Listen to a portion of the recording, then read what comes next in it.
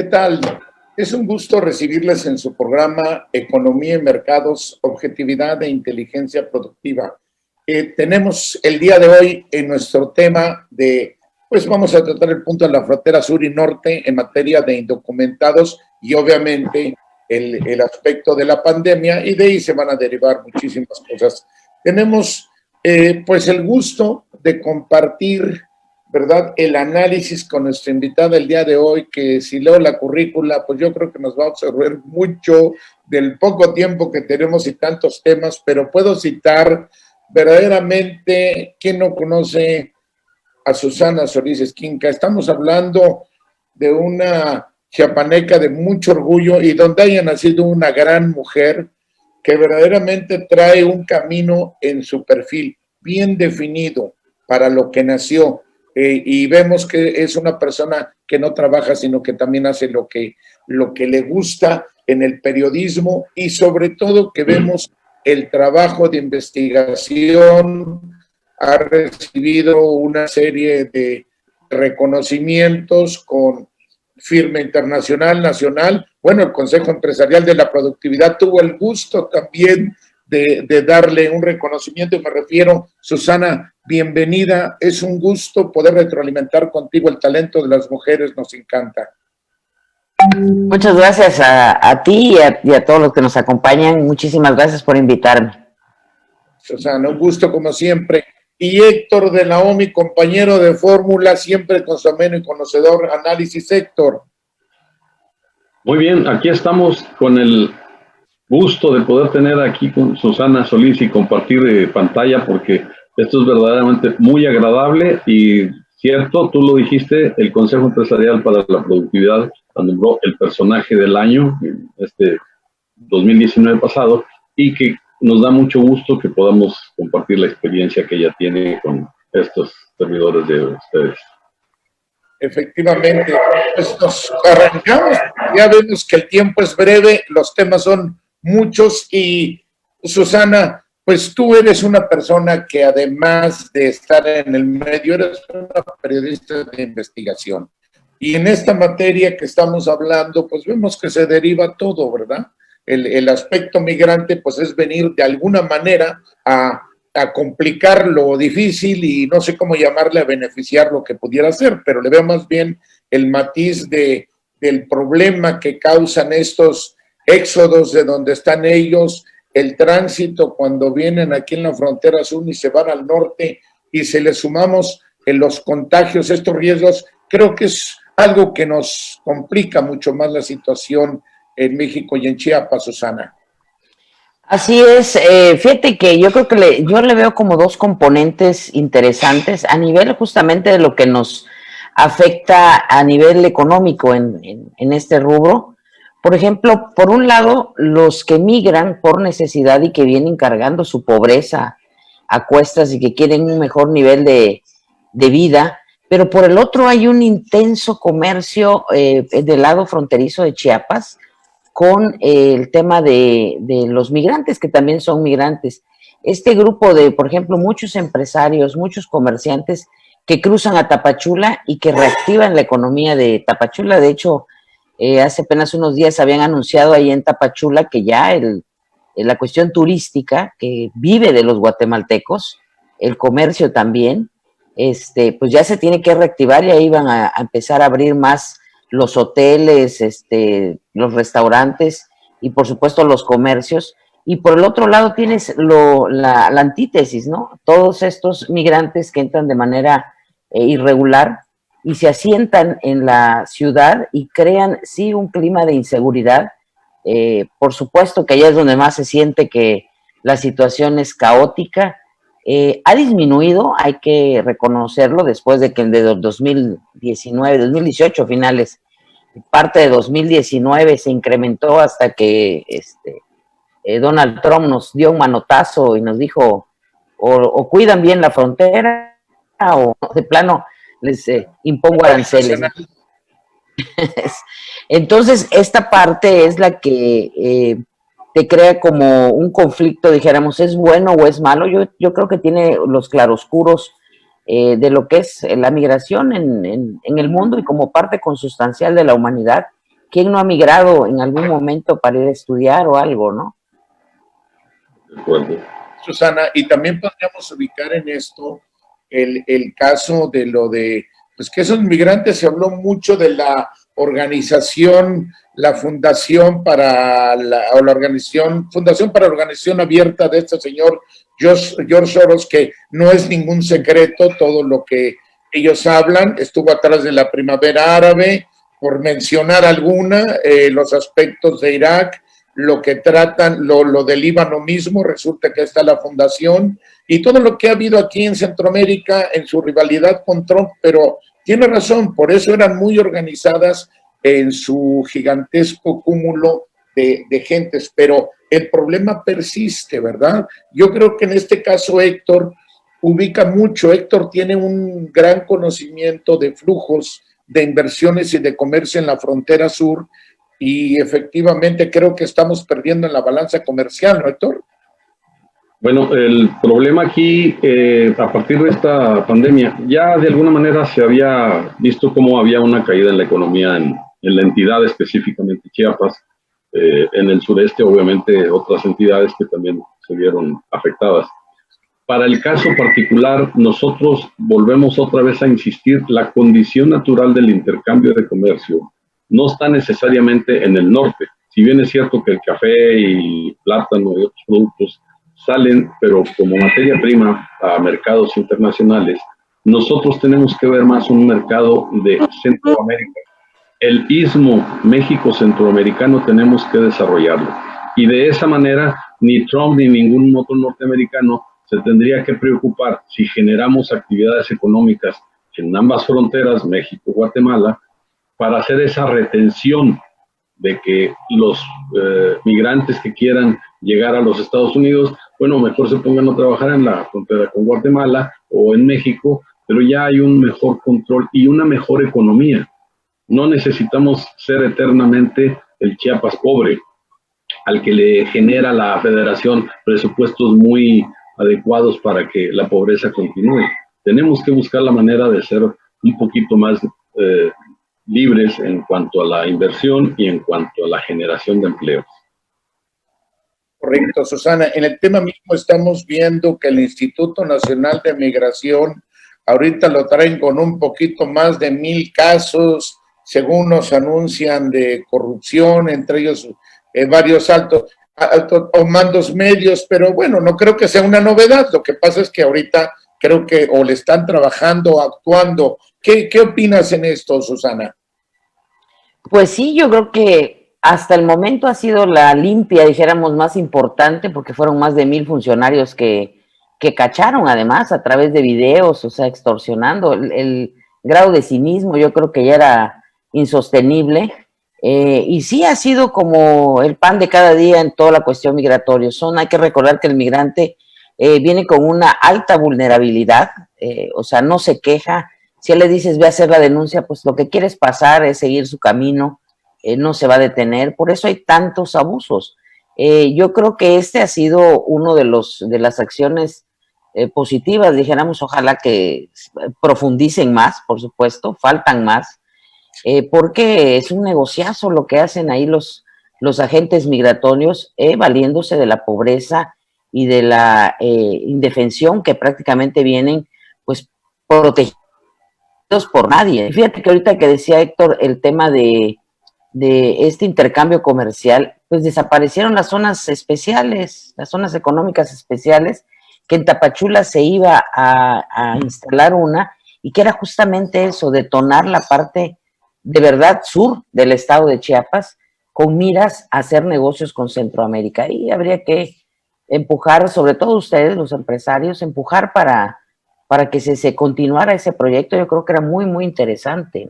Fíjate, Susana, que en el caso de zonas económicas especiales, yo recuerdo muy bien la expresión que nos agradó en ese entonces estaba el senador Zoé Robledo, y exactamente dijo una frase que la definió, que dijo: zonas económicas especiales, sí, pero no así. O sea, tuvo toda la razón del mundo. Fíjate que este señor Gutiérrez Candiani, inclusive las gentes que querían verse favorecidas para ser nombrados los casi técnicos que iban a definir el enorme presupuesto allá en la costa, con la excepción tal vez de uno.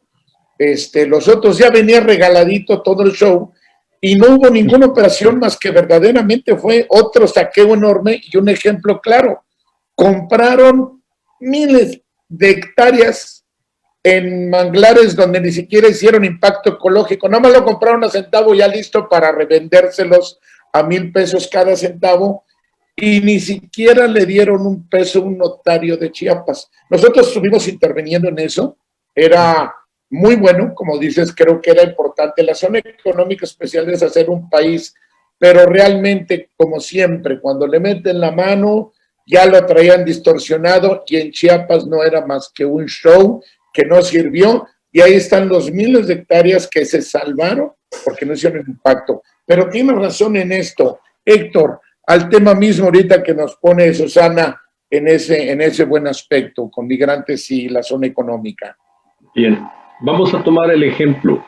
Cuando Bill Clinton retoma la soberanía, el país, Panamá, sobre su canal, la zona de Colón, que antiguamente era utilizado como una escuela de las Américas, donde se entrenaba a todos los militares de América Latina contra la guerrilla, bueno, se desactivó todo eso y entonces liberaron la zona como una zona económica especial en Panamá.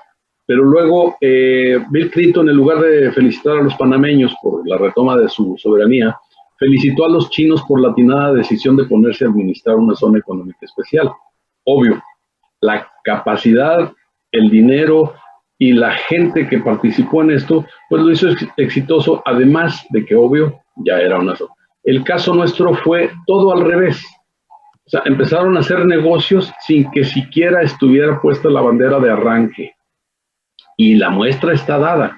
Si había tanto entusiasmo por hacer una zona económica especial, el primer paso que debieron haber hecho era activar el parque agroindustrial de Tapachula. Con esto hubiéramos arrancado muy bien. No se dio, lamentablemente. Entonces, ese es el problema. Muy bien. Correcto. Vamos a ir a un breve corte comercial y regresamos para seguir retroalimentando con Susana Solís Esquinca en el tema de los migrantes y la pandemia. Nos falta esa partecita. Regresamos en un momento.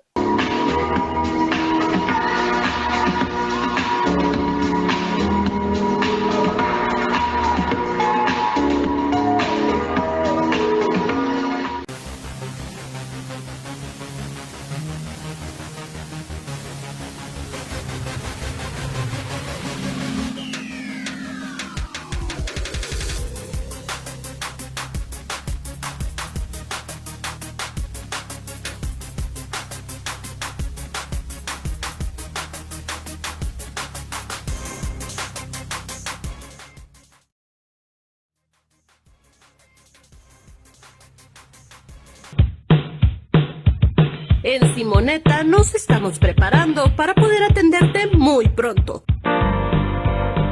Porque te extrañamos y sabemos que tú también a nuestros cafés y otras delicias. Reabrimos nuestras puertas con las medidas sanitarias necesarias para que disfrutes de nuestros desayunos, snacks y la mejor repostería y panadería con tu bebida favorita sin ningún riesgo. Ven y disfruta. Nosotros te cuidamos.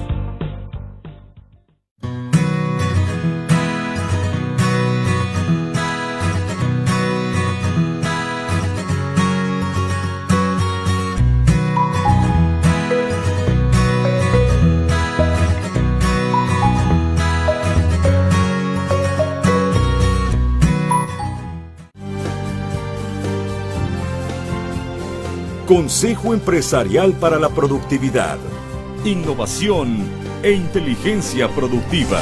El Consejo Empresarial para la Productividad es un organismo integrador de los factores empresariales orientado al beneficio de nuestros agremiados y de la sociedad. Trabajamos desde la perspectiva de responsabilidad e innovación empresarial, sustentabilidad ambiental y el respeto por los derechos humanos. Nuestra misión es abrir caminos para la productividad con calidad y dignidad. Somos el único organismo empresarial en Chiapas con una certificación internacional. En el Consejo Empresarial para la Productividad trabajamos bajo los principios de solidaridad, honestidad y transparencia. Trabajamos unidos por nuestro Chiapas.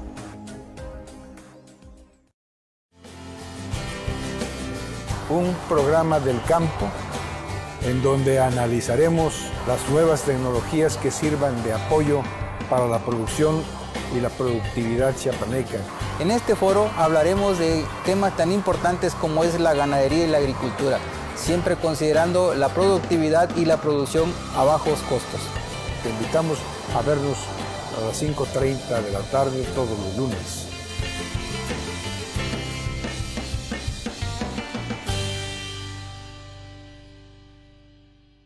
Netpol Zorrilla y Asociados, la opción más confiable para ti en consultoría y asesoría. Te ofrecemos gobiernos exitosos, reactivación económica, asesoría financiera, servicios corporativos y jurídicos y campañas políticas exitosas. Más de 30 años nos respaldan. Plaza San Luis, Boulevard Belisario Domínguez, número 3134. Netpol Zorrilla y Asociados.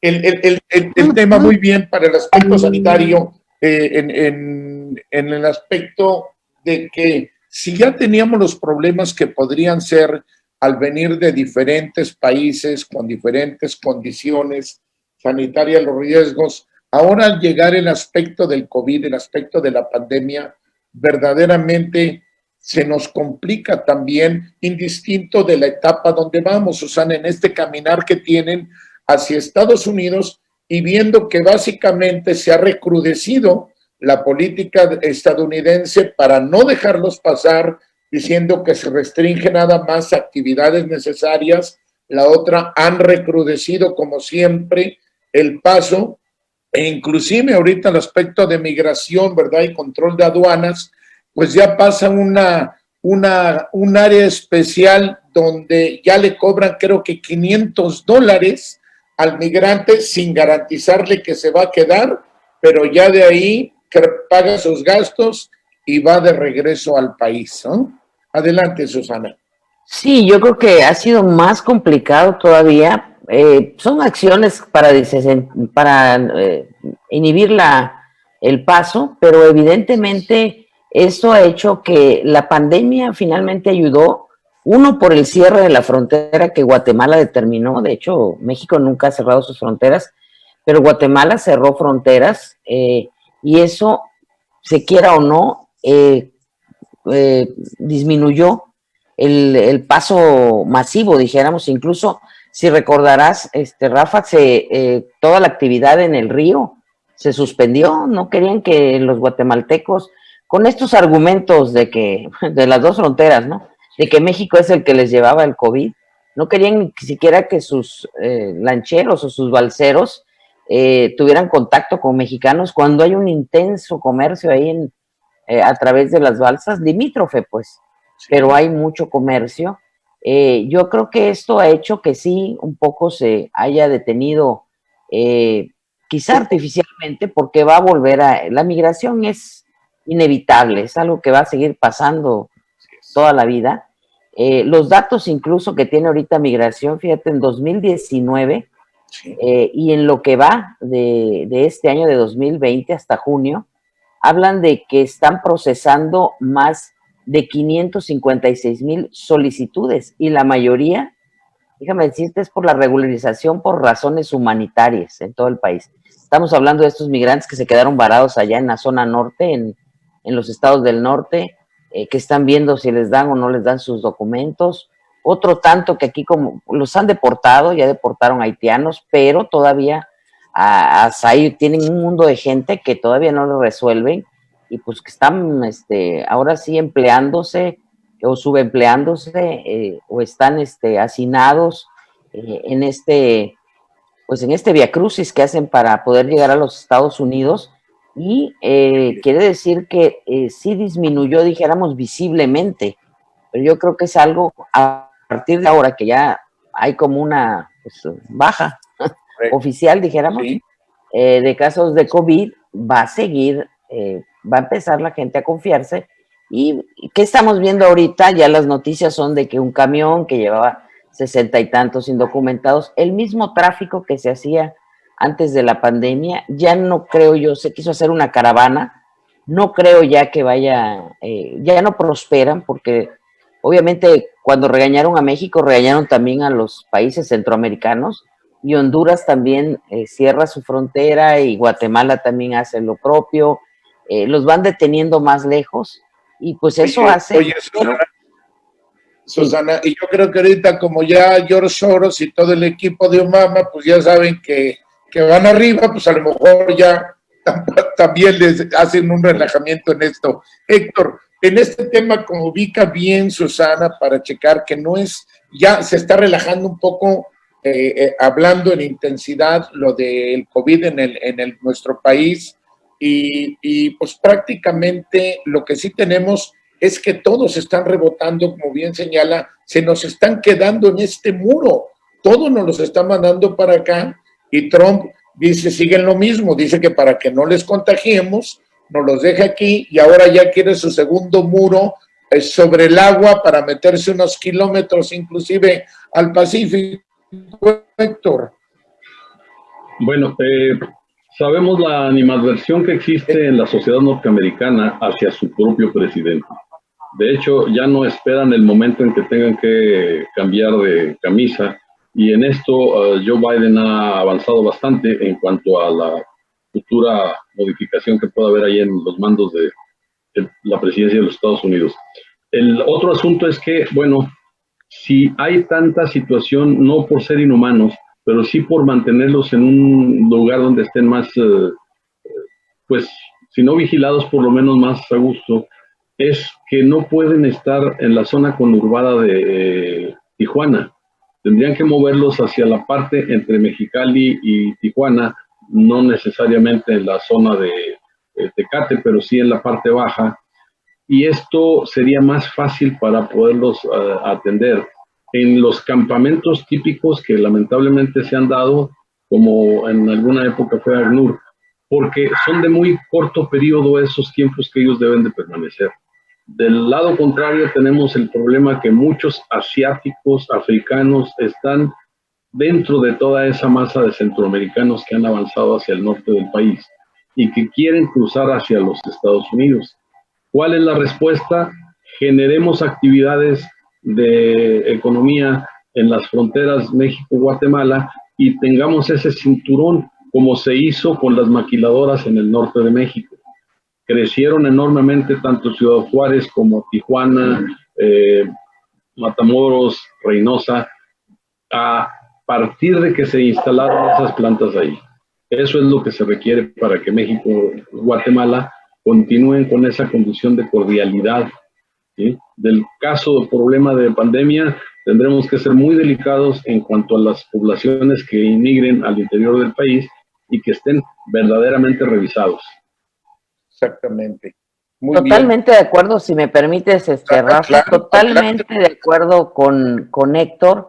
Hay que hacer un muro productivo, eso es lo que deberían de hacer, exactamente lo que hicieron, y lo refiere muy bien Héctor, lo que hicieron en la frontera norte, hay que replicarlo en la frontera sur. Eso va aparte de dinamizar toda la situación económica, y si hay preocupación, fíjate, te voy a decir por qué, porque estás viendo que, por ejemplo, muchos de los proyectos muy prometedores están en el Istmo de Tehuantepec. Digo, ahorita si le preguntas a cualquier tapachulteco, te va a decir, parece que México empieza del Istmo de Tehuantepec para allá, etcétera, por del proyecto del ferrocarril. Yo creo que lo que hay que hacer es empezar a ver esta parte, este dique económico que se tiene que instalar, y pues esta zona de Chiapas, que seguramente ahí estaríamos hablando de un antes y un después de nuestro estado, que pues no sale de la postración, de la pobreza, porque no hay algo. Y por eso cuando yo decía las zonas especiales, sí, igual que dijo Zoé Robledo, sí, pero no así. Y bueno, y el no así es porque lo estamos viendo, ¿no? Ahorita todo lo que está supurando de corrupción, pues hay que quitarlo, hay que limpiarlo, pero no dejarlo, no abandonarlo, más bien fortalecerlo y hacer este proyecto. Es correcto, Susana. Me creo que también le pones el punto interesante ahí. Sabemos que donde hay pobreza económica están todos los problemas y los males, por eso urge la generación de riqueza y realmente sí, lo que mencionas, ha disminuido esa oportunidad del desarrollo. En Chiapas se ha dejado ir. Lo que están haciendo ahorita en el transísmico definitivamente ya no paran, ya lo que tenemos que hacer es incorporarnos. Hubo una gestión muy importante que está haciendo el coordinador de la frontera sur, el diputado Raúl Bonifaz. Llevó muy bien a la gente de SCT. Desde el año pasado, Susana, estuvimos ahí cuando ya se rehabilitan las vías del tren, que pedía toda la gente ya, mándenos el tren, rehabilítenos. Ya se rehabilitó y sigue saliendo solo ocupado 20% y entra mínimo el 80 o el 100%, sigue lo mismo.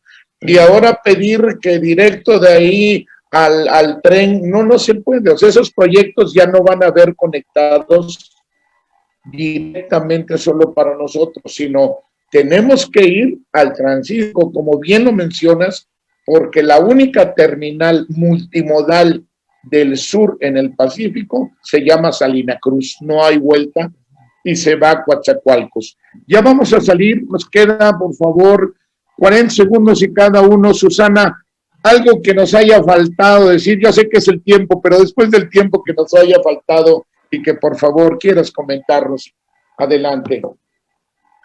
Bueno, yo creo que la situación migratoria va a seguir siendo exactamente igual. La necesidad de las personas, sean, donde hayan nacido, siempre va a haber este estímulo, o salir por la pobreza, o por gusto, ¿no?